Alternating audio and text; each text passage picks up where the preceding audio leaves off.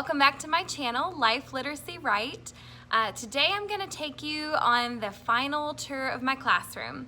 At this point, we have been in school for 3 days now. It has been a whirlwind and I am so happy for the weekend. In my district, we only go 3 days before we are done, and then we come back to a full week. I like that because it eases us in. But at this point, I've gotten to see how the classroom functions with the students, and I'm really happy with the results. So I'm going to walk you around to the different areas and explain how they're going to work and what my plans are with them. And then if you have any questions, please leave them in the comment section. I would love to reply or do a follow-up video to go more in detail in different parts. So without further delay, I'm going to walk our camera around the room. All right, so let's walk around the classroom and see kind of the different areas.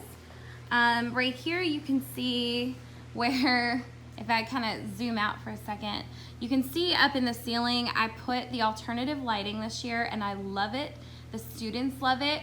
I bought these lights at Costco when they were on sale. They're just the LED lights that they have, the patio lights. And I used 2 strands. I'll back up to show you. And of course, where the cord ended, I used 1 extension cord and I just duct taped it to the wall down. And I probably will cover this with some extra posters that I have about grading policies. Just haven't gotten those up yet. But I wanted you to see the effect of the lights and just how calm and cozy it makes the classroom. And every kid that's walked in, it's almost like they can just breathe a sigh of relief. And that's how I want them to feel, like you're welcome here. So in this classroom tour, if you look back here, this is my classroom desk area. Just a little bit of messiness because we've started our school year already. We are 3 days in and we've already been setting up our notebooks. So I have the glue bottles on the desk, got my document camera out where I demonstrate how to do that. My husband actually bought me that on Amazon because our school didn't have one for me, and I have used it nonstop for the last 2 years. It's been a great addition to my classroom. And I don't think he spent a lot of money. I think it was around like $60, which is a little pricey for some, but for how much I've used that camera, it was worth it. And then over here, I've got my bookshelf with my curriculum stuff, some magazine holders to fill up with our Scholastic stuff. I've got a printer, much easier to print this year in my room than down at the copiers. And then of course, important information board with like a schedule and a phone list, all of that. And then I've got my timer. I use this Kagan timer all the time. It's pretty awesome. You can just hit countdown and you can set it for an amount. Like today, the kids had 7 minutes to do their journal entry. And then you hit start and it will count down and it beeps when it's done. I'm gonna go ahead and turn it off. You can just switch back to time and date. It lights up blue, which is pretty fun for the kids. It's also got other features, like it's got a team selector. It allows you to randomly select students. I know some people use like popsicle sticks or different things to differentiate who they call on, but I really like using my timer. So if I kind of back out of that area, and then we have a cabinet that comes with the school. I'm gonna just kind of go over to this area. So this is gonna be my board where I put just a 2 week at a time outline of where we're headed with the material we're covering, so kids know. I've also got my word wall. I'm gonna let students create their own pictures, posters to put on that as we learn new vocabulary. And then this is something that's actually pretty awesome. Our principal has enforced that we all come up with our own classroom philosophy and just really own it and make sure we believe it. And so it was really great to think about the aspects of it in this classroom. What do I believe? What do I promise to do? What do I value? So I came up with these 4 key terms: preparedness, timeliness, scholarly habits, and passion. And then the consequences, and then at the bottom, how do you, what do you believe? And then part of our consequences is what this little section is.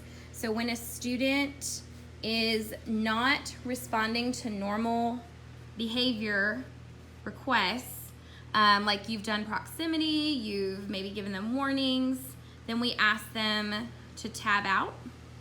And they leave our room, they go to a partner room, and they fill out a reflection sheet. And we found that to be pretty effective at limiting behaviors. So back here is our student work wall. I just hot glued ribbon to the wall and I put clothespins on it, and I found these decorative wheels at Hobby Lobby. They were on sale this year. And this is a great way to switch out your student work. It's so easy. You don't have to staple or tape anything. It's just a great way, especially if you have these cinder block walls like I do. And then I put our label, refrigerator worthy student work.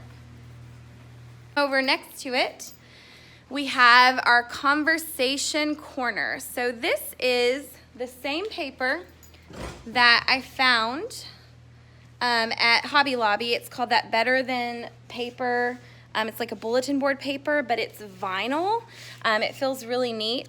And you can write on it with a dry erase marker. So up there, you can see I've already written the first question, which is, what is your favorite thing about the book you are reading? And then as students begin their independent reading next week, I'm gonna have them come over as they are kind of finishing and respond. And I'm still debating on whether I'm gonna leave it anonymous and have them put their names by it or leave it just open.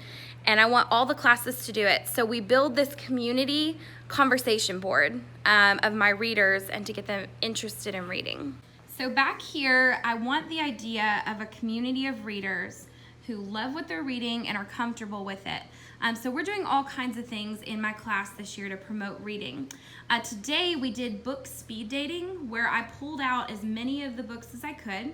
Students got to sample the books, they got to write down their first impressions of the front covers, back covers, and they had to read a couple pages in, and they had to rate and rank the books. Once they found the top book that they liked, they made a selection and they put it over here on this shelf that I have to display their books, and these are going to be their read first books. So every day when they come in my room, they're going to grab their book from the shelf. They have bookmarks in them that I laminated with reading comprehension strategies, and they will have a seat and they will read the first 10 minutes of my class every day. And the idea is we're going to be building up that, the muscle of the brain and their reading stamina, and they will be doing standards-based reading logs that go with it every day. So it was student choice. The students got to pick their books. They're very excited about reading those next week, and the book speed dating activity went wonderful. And as you can see, this section, I'll back up. This is where I have my agenda for the day, and I put next to it the materials needed. So I always pop up here. These are just magnets. I just bought some magnets, put them on the back, put them right here, and just printed off pictures of common materials and laminated them. And sometimes if there's one that I don't have a picture of, like I could eventually make one of scissors, I just write it up there. And the students know when they come in to check this and look and see what they need. And then what they do is they enter in my room. So they go from the door, they walk straight back here to, this is the student supply station, and they walk down the line. So they will come here, they will, if they were absent, they'll check my absence calendar. I put Post-its up of any missing work. If there was any handouts they missed, they'll be in these buckets, and each one is for a different day of the week. So they find the one they missed, they pull their handouts. Here is the handouts buckets down here. These are for daily handouts. So if they come in and I need them to have a handout for the day, they are supposed to get it themselves. They check the buckets. And today, kids needed scissors for interactive notebooks, so I set those there, and it was on the board over there, and they knew to grab it. So they went down here. If they need coloring utensils, they get it. And then they have their notebooks. Now I actually have student helpers that pass those out so I don't create a traffic jam. And I switch those out weekly, and I give them a little prize at the end of the week for helping me out. And they did wonderful today doing that. And then kids are gonna grab their Read First book. And then if they have any homework or things they need to turn in, I use color-coded buckets. This includes makeup work, absent work. I tell kids it's never gonna go in my hands. It has to go in the bucket, and that's where it stays until I pull it.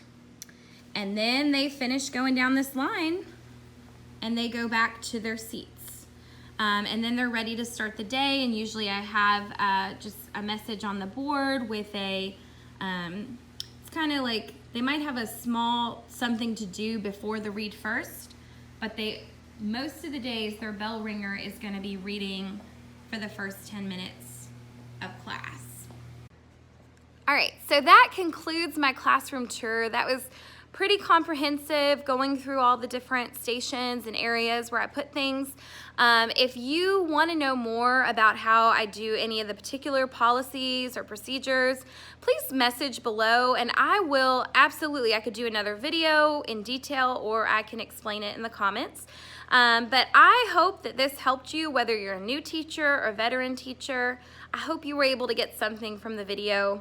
I really enjoyed setting up my classroom, and I just really hope that it gave you a sense of the community of readers we're trying to create here, and I hope that you also felt cozy walking through the room with me, and it's my hope that the students will enjoy it this year as well. So thanks for joining us here on the channel, Life Literacy Right. And if you want to hear more videos that'll be coming up weekly, please hit like and subscribe. And I can't wait to hear from you in the comments. Thanks.